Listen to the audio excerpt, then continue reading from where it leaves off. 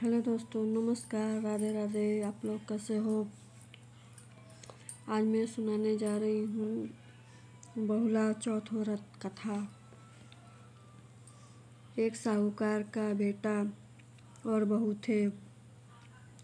साहूकार के पास पूर्वजों का कमाया हुआ बहुत सारा धन था। दोनों कुछ काम नहीं करते थे।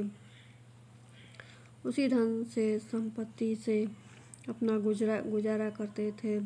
जब बहू गाय को रोटी देने के लिए नीचे जाती थी, उसकी पड़ोसन उससे पूछती थी, बहू क्या खा कर आई है?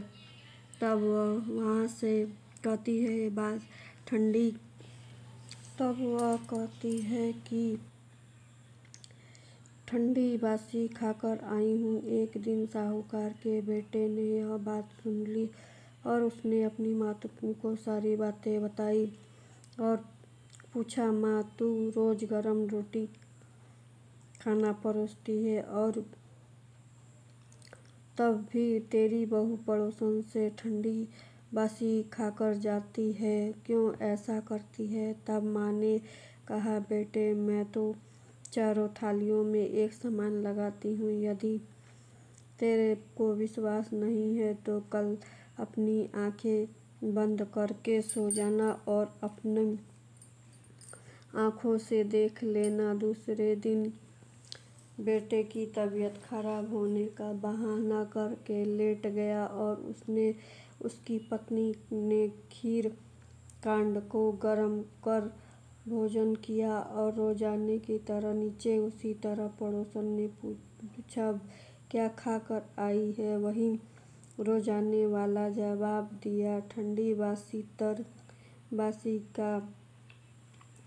उसके पति ने उसका हाथ पकड़ लिया और पूछा, तू अभी गरम खाना खा कर आई है, फिर झूठ क्यों बोल रही है? तब उसकी पत्नी ने कहा, यह धन न तो आपका कमाया है और न ही आपके पिताजी का। अगर इसी तरह धन खर्च करते रहे तो एक दिन गरीब हो जाएंगे। उसके पति ने पत्नी से कहा कि बात बुरी लगे और वह परदेश चला गया।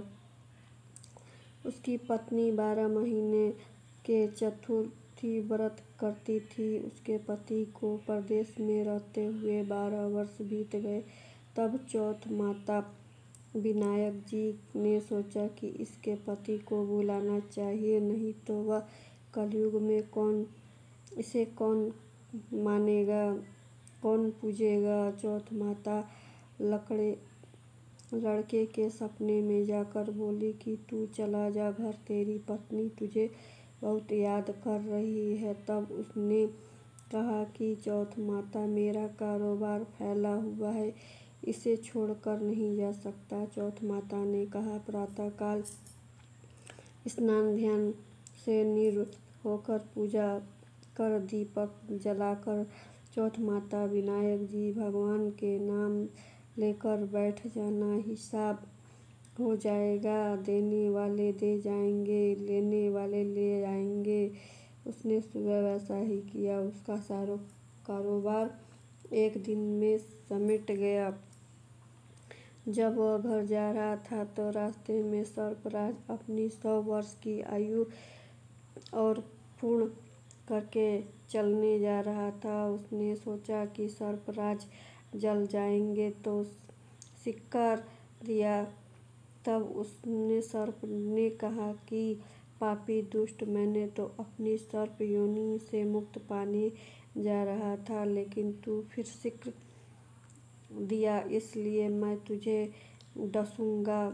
तब वह लड़का बोला, हे सर्पराज, मैं तुम्हें अवश्य डस लेने, बस मैं एक बार अपनी माँ और पत्नी से मिलना चाहता हूँ। आप कल रात मुझे डस लेना।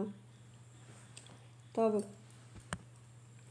पति आया तो बहुत उदास था और पत्नी से कहा कि पत्नी मैं मिलने अपने कमरे में जाकर सो गया। और पत्नी बहुत चतुर थी। उसके पति के मन की बात जानकर पहली सीढ़ी पर दूध का कटोरा रख दिया और दूध दूसरी बालू की मिट्टी बिछा दिया। बालू बिछाकर खुला छोड़कर सो गई। सर्पराज ने आए दूध पिए और खूब बालू में किलोर गिरे। साहूकार के बेटे, तूने सुख तो बहुत दिया पर वचन से बंधा हुआ और अवश्य सातों सीढ़ियों पर उसने ही एक ही वैसा ही किया जो डसने लगा। चौथ माता और विनायक जी ने ढाल और तलवार बन गए और सर्पराज के 4 टुकड़े कर दिए और सीढ़ियों पर खून ही खून हो गया। सर्पराज की पूंछ पर टुकड़ा लड़की की जूती पर गिर गया। सोचा, डसूंगा तो अवश्य उसकी पत्नी को प्रतिदिन कीचड़ नगर सींचती। चींटियों से सोचा कि अपनी पत्नी हमेशा शक्कर आटा खिलाती है, इसलिए उसकी रक्षा करनी चाहिए। सभी चींटियों ने मिलकर उसकी पूंछ को खोखला कर दिया। वैसे ही सुबह होते ही वह खून ही खून हो रहा था। माँ यह देख कर रोने लग गई। सोची, मेरे बेटे बहू को किसी ने मार डाला है। माँ की आवाज़ सुनकर बेटा उठकर बोला, हमारा बैरी दुश्मन मर गया। मैं नीचे आओ और बोलो, मेरे पीछे से किसी के धर्म पुण्य का था क्या? तब माँ ने बोला, मैंने ही कुछ नहीं किया। पत्नी से बोला, तो मैंने 12 वर्ष के चौथ माता का व्रत करती थी, इसलिए चौथ माता विनायक जी भगवान ने हमारी रक्षा करी। और ससुर जी बोले, मैं इसको 4 समय खाना खिलाता था और वह चौथ का व्रत रखती थी। बहू बोली, एक समय खाना गाय को खिलाती थी, एक समय ब्राह्मण को देती थी, एक समय जमीन में गाड़ देती थी और एक समय चौथ का पूजन करके चांद को अर्घ देती थी, स्वयं खाती थी। यदि विश्वास नहीं है तो जब गाय माता से पूछ लो। गाय माता के मुंह में कलश फूल गिरने लग गए। ब्राह्मणी ने पूछा तो उसने हामी भर ली। जमीन खोद कर देखा तो सोने का चक्र। सारी नगर में कहलावा दिया, सब कोई चौथ व्रत करें और चौथ व्रत से अन्न धन लाज लक्ष्मी गुणवान संतान अखंड सौभाग्यवती होते हैं और जिसकी मनोकामना होती है चौथ माता पूरा करती हैं। चौथ माता की जय। जय बोलो विनायक जी की जय। बहुला की जय। भाद्र की चौथ की कहानी। दोस्तों, वीडियो पसंद आए तो प्लीज़ लाइक शेयर जरूर करिएगा। धन्यवाद।